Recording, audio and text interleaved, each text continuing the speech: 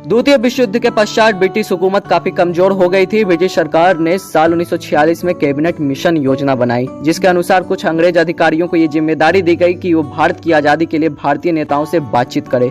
फैसला ये हुआ कि भारत की एक अंतिम सरकार बनेगी। अंतरिम सरकार के तौर पर वाइसराय की एग्जीक्यूटिव काउंसिल बननी थी। अंग्रेज वाइसराय को इसका अध्यक्ष होना था, जबकि कांग्रेस पार्टी के अध्यक्ष को इस काउंसिल का वाइस प्रेसिडेंट बनना था। आगे चल के आजादी के बाद इसी वाइस प्रेसिडेंट का प्रधानमंत्री बनना लगभग तय था। उस समय मौलाना अब्दुल कलाम आजाद कांग्रेस पार्टी के अध्यक्ष थे। कांग्रेस के कई बड़े नेताओं के जेल में होने की वजह से वो इस पद पर 1940 से बने हुए थे।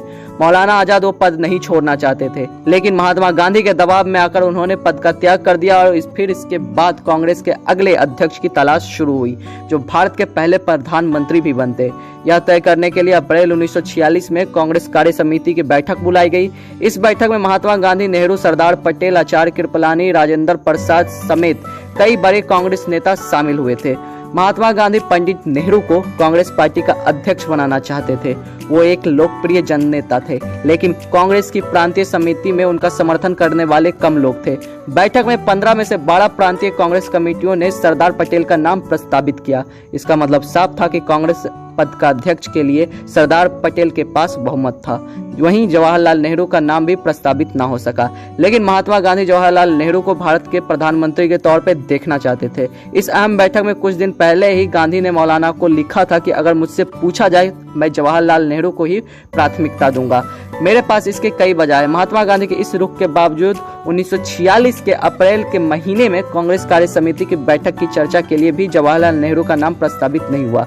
सरदार पटेल का बहुत सम्मान था कांग्रेस पार्टी में और उनकी बात कोई नहीं टाल सकती थी, लेकिन सरदार पटेल खास तौर पे गांधी जी का भी सम्मान करते थे और उनकी बात वो नहीं टाल पाए। कांग्रेस पार्टी के भीतर सरदार पटेल की जबरदस्त पकड़ थी। संगठन के पकड़ के मामले में उनका कोई बराबरी में नहीं था।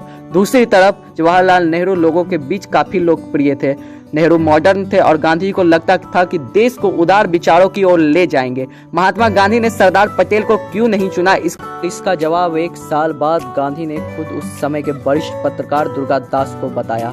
महात्मा गांधी ने बताया कि जवाहरलाल नेहरू बतौर कांग्रेस अध्यक्ष अंग्रेजी हुकूमत से बेहतर तरीके से समझौता वार्ता कर सकते थे। इसके अलावा गांधी को ऐसा लगता था कि जवाहरलाल नेहरू अंतर्राष्ट्रीय मामले में भारत का प्रतिनिधित्व सरदार पटेल से बेहतर कर पाएंगे। तो इन ऐतिहासिक घटनाक्रम पर विचार करने के बाद ये बात साफ तौर से समझी जा सकती है कि नेहरू के रहते सरदार पटेल कभी भारत के प्रधानमंत्री नहीं बन पाते।